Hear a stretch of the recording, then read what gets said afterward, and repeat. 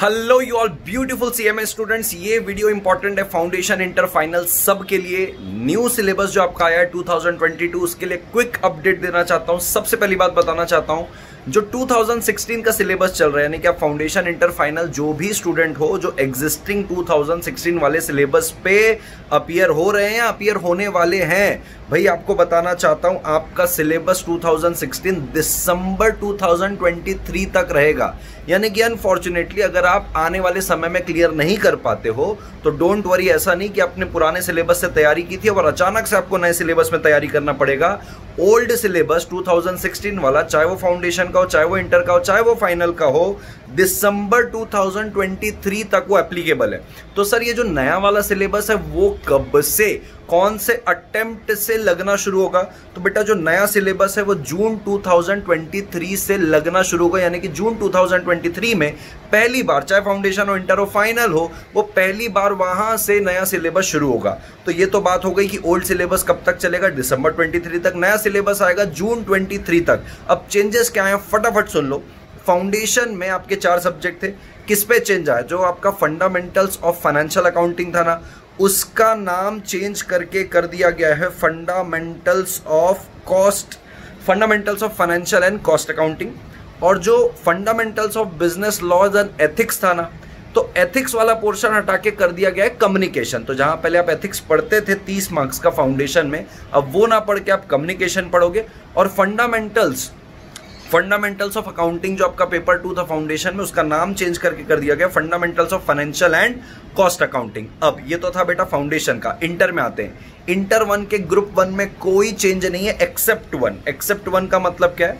जो 4 सब्जेक्ट में ग्रुप 1 में इंटर में एक सब्जेक्ट होता था डीटी, अब डीटी के साथ ले आया है आईडीटी। इतना ही चेंज है ग्रुप 1 में। यानी कि बिजनेस लॉ सेम है, फाइनेंशियल अकाउंटिंग सेम है, कॉस्ट अकाउंटिंग सेम है। बस पेपर नंबर 7 जो डायरेक्ट टैक्सेशन था, उस डायरेक्ट टैक्सेशन के साथ ले आया है इनडायरेक्ट टैक्सेशन।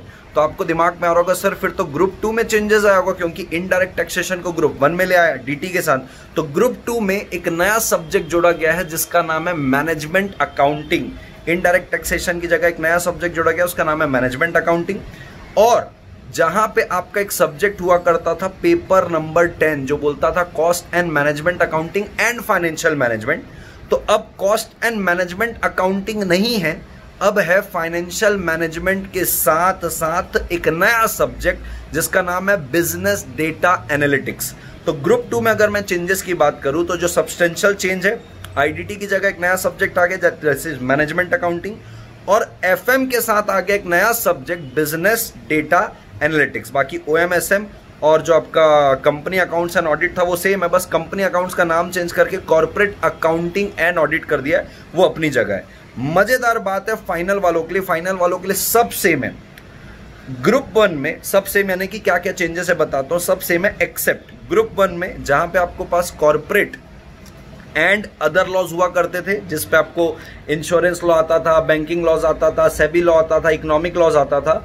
अब फाइनल वालों के लिए कॉर्पोरेट एंड इकोनॉमिक लॉज हो गया। कॉर्पोरेट एंड इकोनॉमिक लॉज का मतलब क्या है? अब आपका बैंकिंग से रिलेटेड लॉ हट जाएगा, इंश्योरेंस से रिलेटेड लॉ हट जाएगा, सेबी वाला लॉ हट जाएगा, क्योंकि ये सारे कॉर्पोरेट लॉ के अंदर आते हैं। तो कॉर्पोरेट लॉ वाले पोर्शन के अंदर अपना कंपनीज एक्ट और हो सकता है कुछ पोर्शन सेबी का, बट इंश्योरेंस वाले लॉ, बैंकिंग वाले लॉ हट के इकोनॉमिक लॉज आ जाएंगे, जैसे फेमा हो गया, एफडीआई हो गया, ओडीआई हो गया, ये सारे इकोनॉमिक लॉज इसके अंदर आ जाएंगे। तो ग्रुप 1 में जो मेजर चेंज है, मैं फाइनल वालों की बात कर रहा हूं भी, सीएमए फाइनल के ग्रुप 1 में जो मेजर चेंज है वो अब हो गया कॉर्पोरेट एंड इकोनॉमिक लॉज। तो जो भी कॉर्पोरेट और इकोनॉमिक लॉज के अलावा जो लॉज थे वो हट जाएंगे। सबसे शानदार जो मुझे लगा फाइनल में चेंज वो है ग्रुप 2 के अंदर सारे सब्जेक्ट सेम है, लेकिन जो आपका पेपर नंबर 20 हुआ करता था जिसमें आपका strategic performance management and business valuation होता था, अब वो अकेला एक सब्जेक्ट नहीं है, वो तो है ही है, 2 सब्जेक्ट और ऐड किए, रिस्क मैनेजमेंट एंड इंश्योरेंस और एंटरप्रेन्योरशिप एंड स्टार्टअप। क्या सब्जेक्ट है ये! यानी कि पेपर नंबर 20 जो था, अब वहां पे 20A, 20B और 20C है।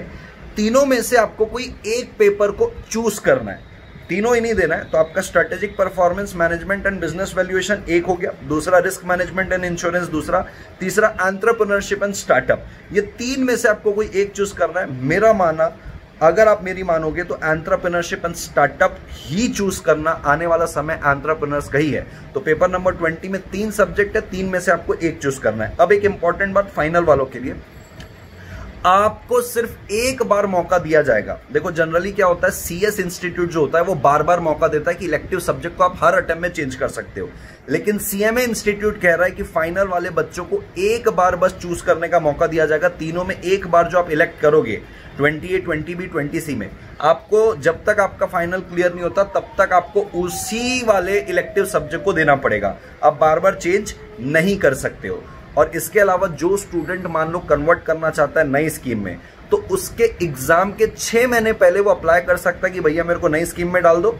एक बार आपका वेरिफिकेशन और अप्रूवल हो गया, फाइनल न्यू वाले स्कीम में चेंज हो गए, तो आपको नए स्टडी मटेरियल परचेस करना पड़ेगा।